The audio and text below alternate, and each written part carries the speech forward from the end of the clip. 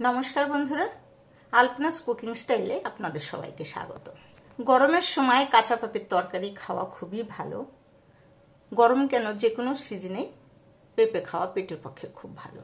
এই পেঁপেটা আমরা বিভিন্নভাবে রান্না করি, কখনো ডালে দিয়ে, কখনো পেঁপের ঝাল, কখনো নিরামিষ আলু পেঁপের তরকারি করি। আজকে আমি নিয়ে এসেছি মাছের মাথা দিয়ে পেঁপের ঘন্ট। মাছের মাথা দিয়ে যে কোনো জিনিসই রান্না করি না কেন, খেতে কিন্তু বেশ ভালোই লাগে। আসুন দেখে নেবেন এই রেসিপিটা কিভাবে বানিয়েছি। এখানে ছোট একটা পেঁপেকে ধুয়ে এরকম পাতলা পাতলা করে কেটে নিয়েছি, আর নিয়েছি একটা কাতলা মাছের মাথা, নুন হলুদ মাখিয়ে রেখেছি। প্রথমে এই পেঁপেটাকে একটু ভাপ দিয়ে নেব। তো কড়াইতে পরিমাণ মতো জল দিয়েছি। জলটা গরম হলে এর মধ্যে অল্প পরিমাণ লবণ দিয়েছি। এখন পেঁপেগুলো ঢেলে দিলাম, মিশিয়ে দিচ্ছি। পেঁপেটা যখন হালকা একটু নরম হবে তখন জল ঝরিয়ে তুলে নেব। তাড়াতাড়ি নরম হওয়ার জন্য আমি ঢাকনা দিয়ে ঢেকে দিলাম। 4-5 মিনিট মিডিয়াম ফ্লেমে ভাপিয়ে নেব। যখন হাত দিয়ে দেখব পেঁপেটা স্লাইড নরম হয়েছে, তখন এটাকে জল ঝরিয়ে তুলে নিলাম। এইবার ওই কড়াইটা ধুয়েই সর্ষের তেল দিয়ে দিলাম। আর তেলটা গরম হবার পরে মাছের মাথা দিয়ে এপিট ওপিট লাল লাল করে ভেজে তুলে নেব। আর দুই সাইড যখন এইভাবে ভাজা হয়ে যাবে তখন এই মাছের মাথাটাকে তুলে নিচ্ছি। কড়াইতে যে তেলটুকু ছিল তার মধ্যে একটা তেজপাতা, একটা শুকনো লঙ্কা আর একটু জিরে ফোড়ন দিলাম। ফোড়নটা যখন ফুটে গেছে তখন এর মধ্যে 1/2 চামচ কুচিয়ে নেওয়া আদা দিয়ে দিলাম। আপনারা আদাটা বেটেও দিতে পারেন। একটু নেড়ে চেড়ে তারপরে ভাপিয়ে নেওয়া পেঁপে গুলো দিয়ে দিলাম। পেঁপেটা দেওয়ার পরে পরিমাণ মতো হলুদ দিলাম, একটু লঙ্কার গুঁড়ো দিলাম, আর দিয়ে দিলাম অল্প পরিমাণে লবণ। এখন নেড়ে চেড়ে একটু কষিয়ে নিচ্ছি। এর মধ্যে 3-4টে কাঁচা লঙ্কাকে এইভাবে ভেঙে দিলাম।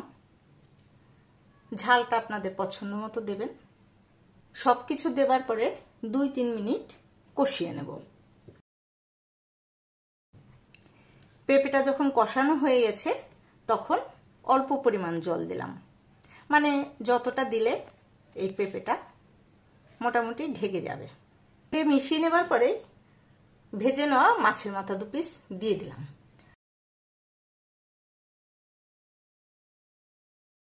আর সাইড থেকে এইভাবে মাছের মাথা দুটোকে ঢেকে দিচ্ছি যাতে নরম হয়ে যায়।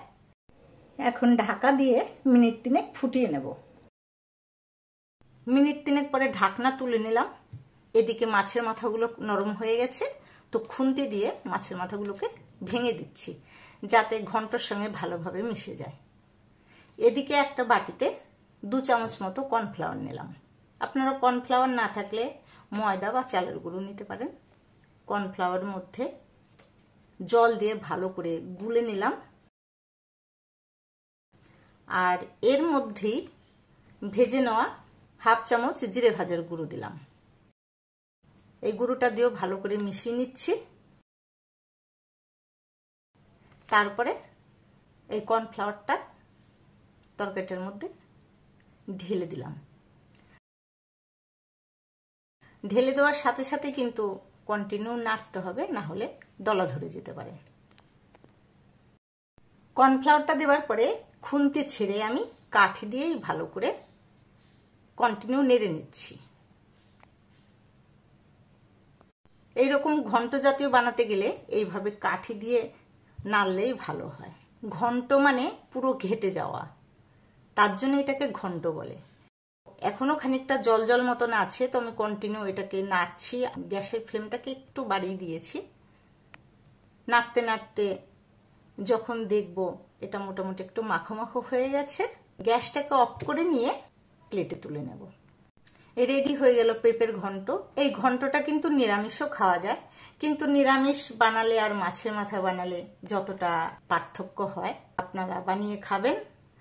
আর ভিডিওটি দেখার জন্য অনেক ধন্যবাদ। যে সমস্ত বন্ধুরা আমার চ্যানেলে নতুন এসেছেন তারা সাবস্ক্রাইব করবেন, ফেসবুক থেকে দেখলে আমার পেজটিকে ফলো করবেন। ভালো থাকবেন সবাই। আবার আসবো অন্য কোনো নতুন রেসিপি নিয়ে।